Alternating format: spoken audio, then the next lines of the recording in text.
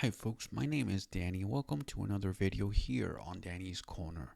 Today I want to continue speaking about some of the things that this non-24 sleep wake disorder caused me, and obviously how my CP has impacted. CP stands for cerebral palsy. How this has impacted my life, especially when I was a kid.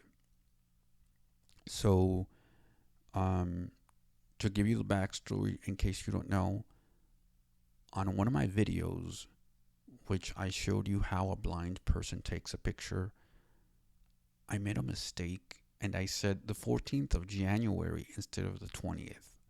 And I had asked, where does time go? And although this might be for some people like a common mistake or something that people make, it's really severe for somebody with a neurological condition and somebody that has more than obvious, although I have not been diagnosed. um, I may have non-24 sleep slash wake disorder. Please see my other video. I'm gonna link I'm gonna link it up on this video so you guys can see it. Anyway, um, so what this has caused is for me to have, not all the time, I want to make that clear, but what this does is sometimes I forget things. And sometimes, for example, I may be doing something, regardless of what that may be, and time just goes pretty quickly. And it's really scary because as time goes quickly, and again, as I'm having these episodes where I don't sleep, um, I tend to lose track of time and days are blurry, to explain it in a visual way, where I don't know where one day ends and the other one begins. It's weird. And this has happened for quite some time. And with the migraines that I have and with my CP, obviously it complicates things even more because it's kind of a weird thing having, or according to me, thinking I'm having this disorder that's called uh, non-24 sleep disorder. And at the same time, knowing that I can't go to sleep, but wanting to go to sleep because of the migraines that I'm having. And I sometimes think, sometimes it would be best for me to have just go to the emergency room, not because I like it, just so they can give me a strong sedative to put me to sleep. Because at the hospitals, they do have strong medication that will help you do that. And at home, you don't have that. So, yeah. Years later, I was able to, again, be aware of my surroundings. And as I said in the previous video, it was easy for me to then, after I was aware of what was going on, I was able to say, hey, I have light perception and this is what it means and this is what it doesn't mean.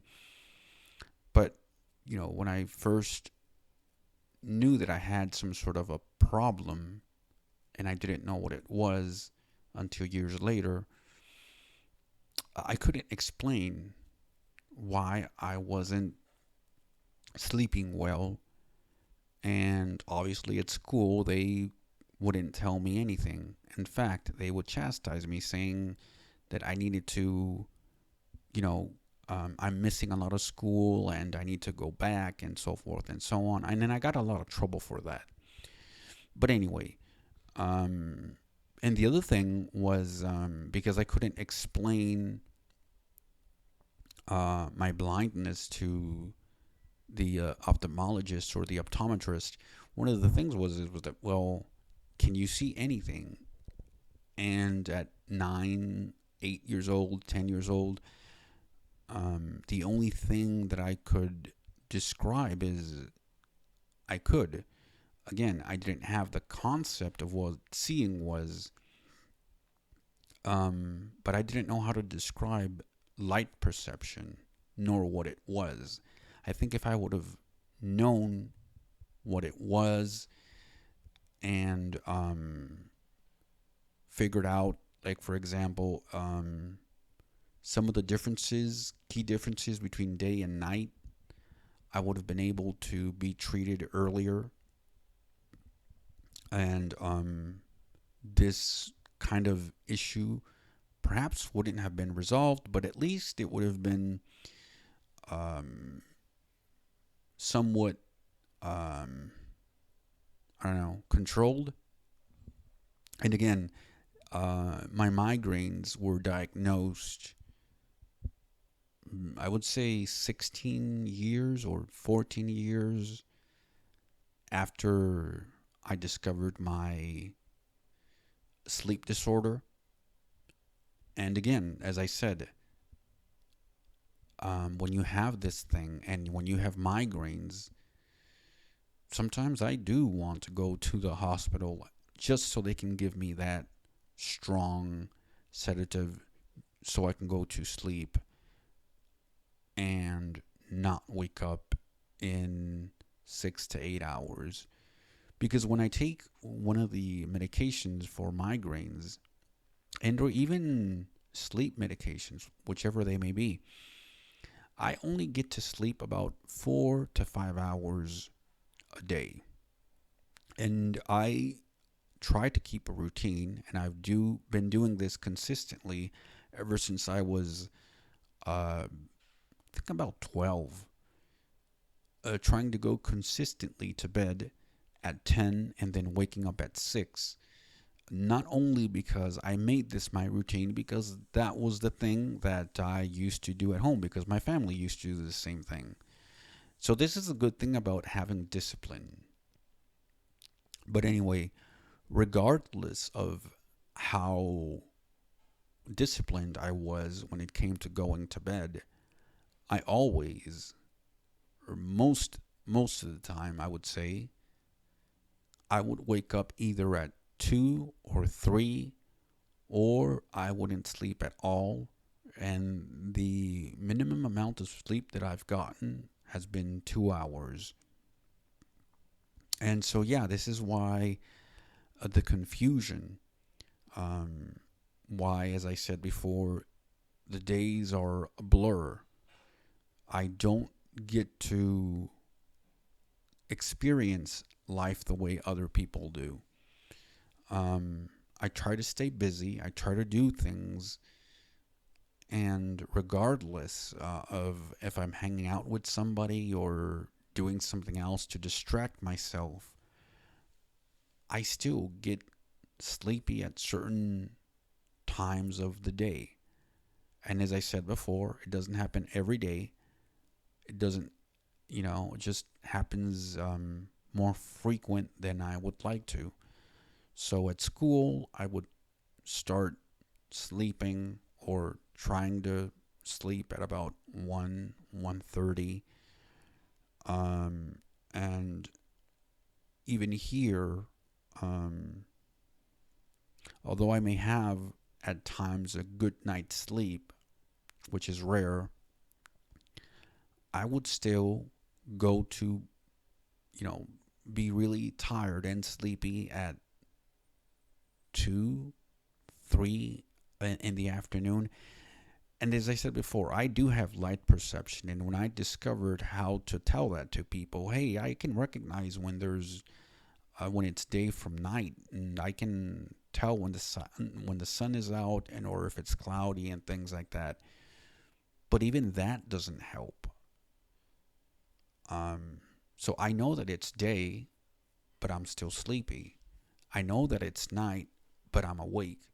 So, yeah, totally blind person that has light perception, but still has this problem with sleeping. And as I said before, I have these migraine issues. And so my life is a roller coaster. It's an up and down, up and down. And I get confused a lot of the times. And so I want to end with this. I've spoken before about my migraines. I've spoken before about my stuttering. I've spoken before about my CP. And now I'm speaking about my non 24 sleep disorder, which I still need to be absolutely sure that that's what's happening. With all this said, I want to make it very clear. This is the reason why I don't take kindly to people making fun of people who have neurological disorders or who are going through mental illness or anything like that. Even if it's somebody who politically I don't agree with. So this is why I talk a lot about politics, and I talk about why Donald Trump is not a good choice for the United States, and why I criticize the MAGA movement. And anyway, I hope you have enjoyed this video.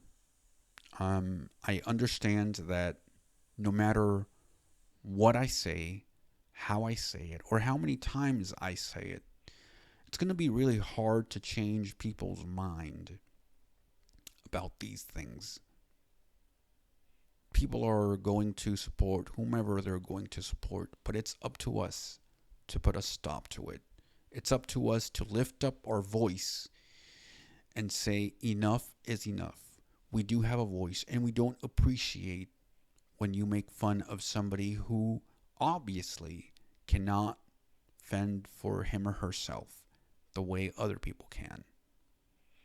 And this is why I'm making these videos, to make people aware at least of one person that does know what's going on, that is fully aware, and that doesn't appreciate these types of jokes. And then I'm sure that if the shoe was on the other foot, they wouldn't like it as well. Subscribe, share, comment, give suggestions. Any questions that you may have are welcome. I may take some time to answer you. And if I don't answer you in written form, I will do so on a video. By the way, I do have shorts as well. And so if you could check that as well, I would appreciate that. Shortly, I will also make comments on those just to show you that I can do multiple things thanks to, again, my computer, screen readers, and of course, artificial intelligence. Thank you very much. Have a nice day. Bye.